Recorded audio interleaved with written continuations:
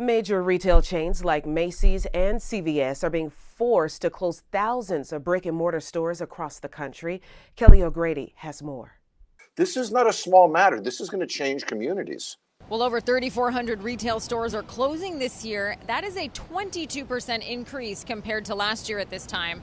And Hollywood's iconic Arby's is closing after 55 years. The owners say in part thanks to California's $20 minimum wage law, while others are citing inflation as the cause. Drugstores are not going to be there anymore. Restaurants are not going to be there anymore. So this is consequential, not only financially and from a real estate standpoint, but it's consequential in quality of life, availability of services. Now, the top closures include Family Dollar at over 600 stores, followed by Route 21, 99-cents only stores, CVS, 7-Eleven, and more. Retail demand itself, it was flat this past month. Consumer sentiment, it's at a 7-month low right now.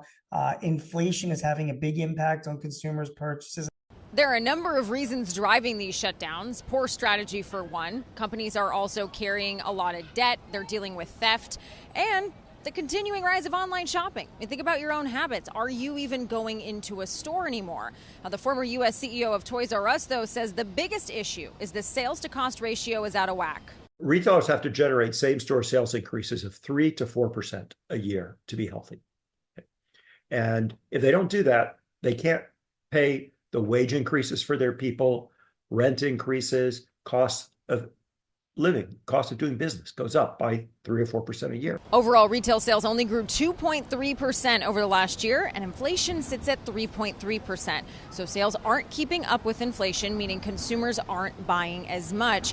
So while there isn't one reason across the board for these closures, when you have inflation coupled with weakening consumer demand, that means that dynamic impacts the stores that are already weak. They're going to continue struggling.